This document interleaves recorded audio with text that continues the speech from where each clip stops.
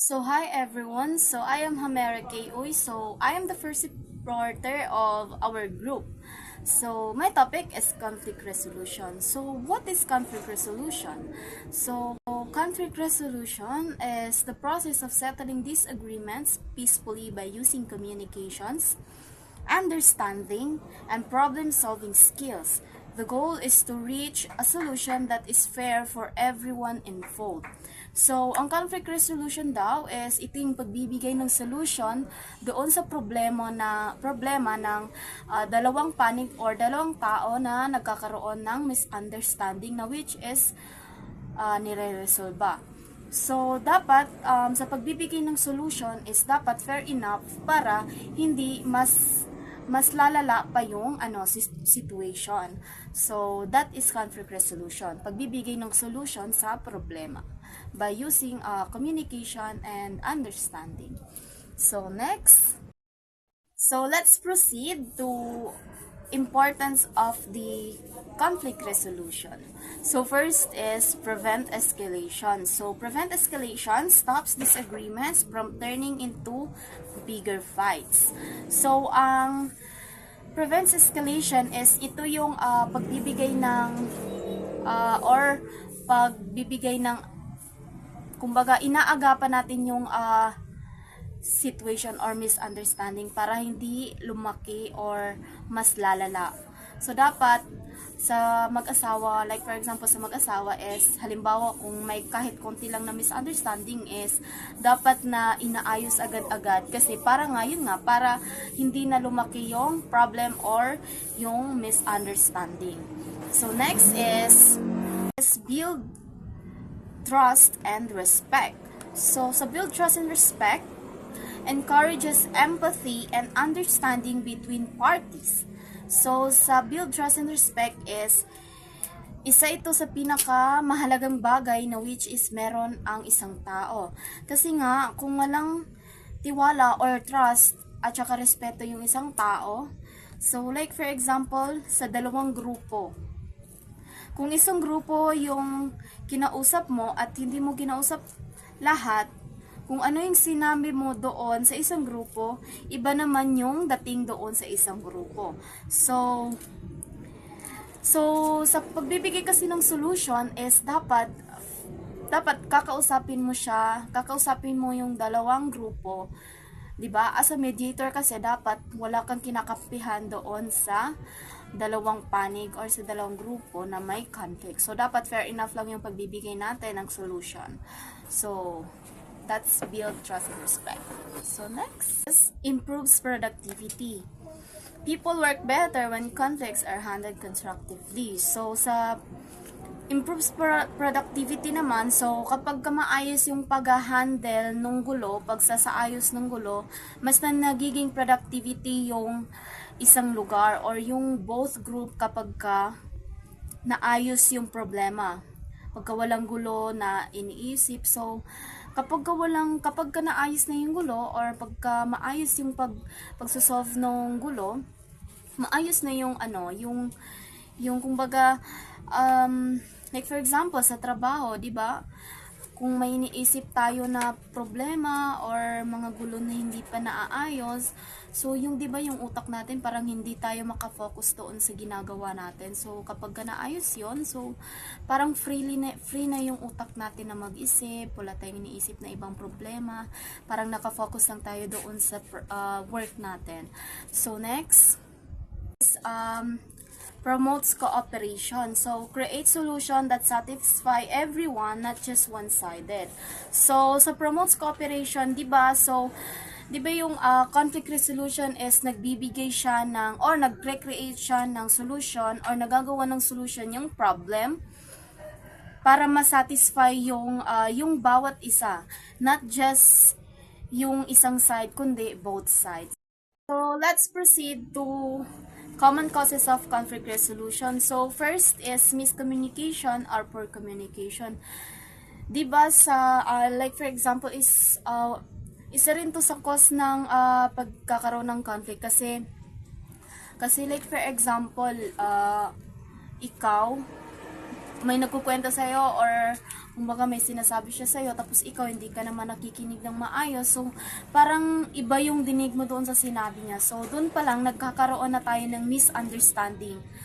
So, that's why yung miscommunication or poor communication is nasama siya doon sa causes of conflict resolution. So, next is differences in values, beliefs, or priorities. So, bawat isa kasi sa atin, may sarili-sarili tayong paniniwala or pinapaniwalaan and priorities sa buhay. So, hindi naman pwede na kung ano yung, like for example, kung ano yung pinaniniwalaan mo is parang aanuhin mo din ako na dapat ito yung paniniwalaan mo para ganito, ganyan. So kaya nga, meron tayong sarili-sariling buhay kasi nga, meron tayong sariling pinapaniwalaan and priorities. So, hindi dapat inaano mo yung ibang tao na ganito yung paniwalaan nyo or ano. So, that's why, so doon pa lang nagkakaroon na tayo ng misunderstanding.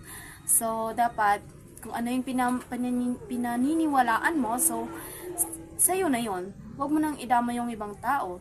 So, that's why, kasama din siya sa causes of conflict. So, sa competing goals or interest is, like for example niyan is sa dalawang student sa classroom.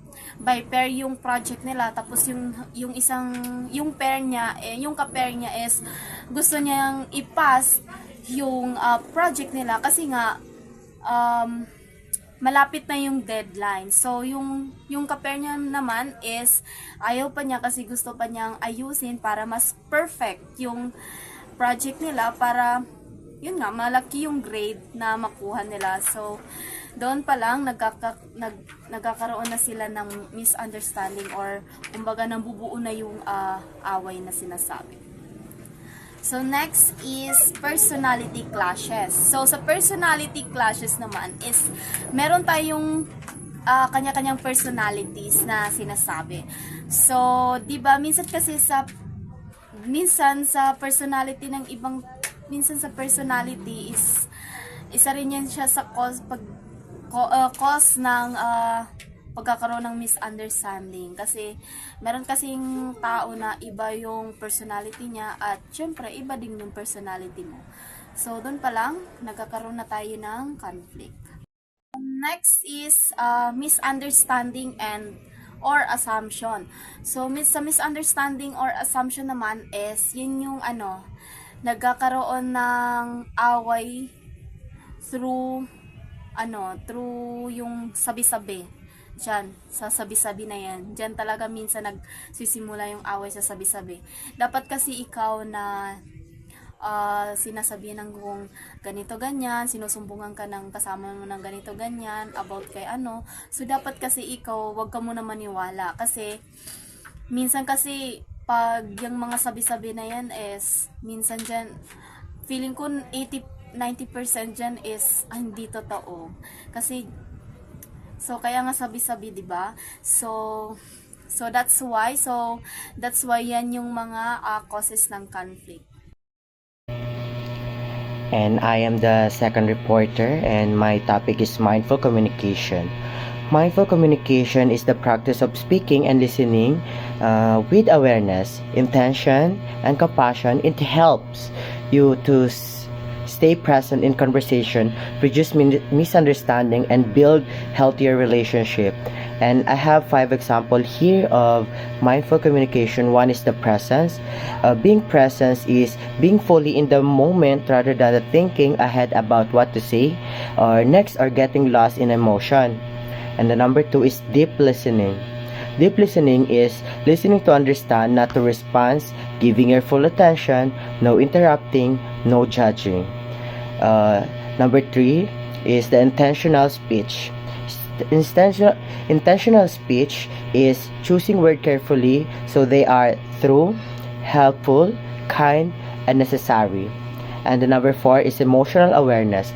Emotional awareness is noticing your own feeling and reaction while communicating and regulating them instead of reacting automatically. Number 5 is non-judgment. Non-judgment is approaching in other person with curiosity and openness rather than assumption or criticism. And that's the communicating, that's the mindful communication. Good morning everyone, especially to you ma'am. So my topic is active listening. Active listening ay ang pakikinig ng buo sa taong nagsasalita para sa talagang maintindihan mo ang sinasabi niya, parehong verbal and non-verbal. How to practice active listening? First, pay full attention. Focus on the speaker without distraction from your own thoughts or the environment. So, ibig sabihin, ibigay mo ang buong attention mo sa kausap sa kausap mo. Huwag mo na mag-cellphone o mag-isip ng ibang bagay. Makinig ka lang ng maayos para makita niya ang importanteng sinasabi niya, para mas lalo mo maintindihan ang sinasabi niya. The next is show you're engaged. Use non-verbal cues like eye contact, nodding, and open body language to show you are listening.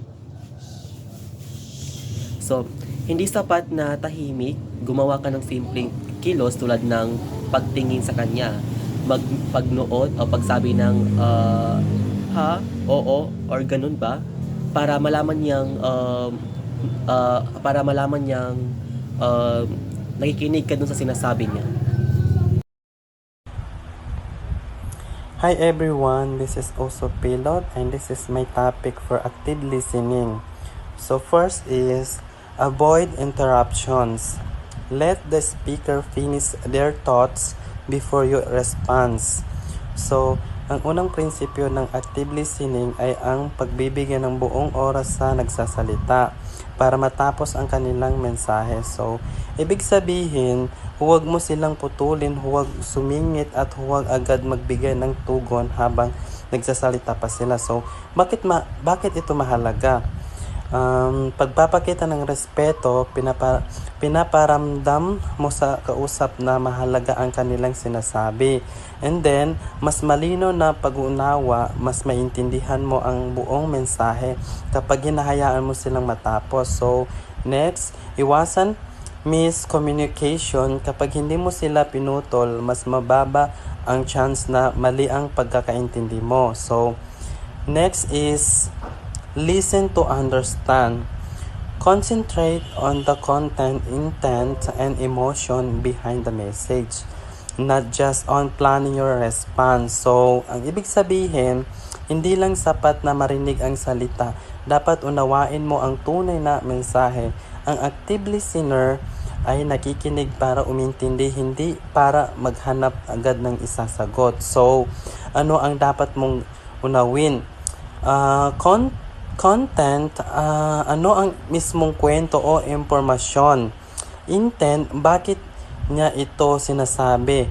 Ano ang layunin o emotion? Ano ang nararamdaman niya habang nagsasalita? So, bakit ito mahalaga? Nakakatulong ito para mas tama at makabuluhang ang magiging sagot mo. So, nakabubuo ng mas malalim na connection at tiwala. So, naalalayan mo ang isang tao hindi lang sa salita, kundi pati sa emosyon. That's it po.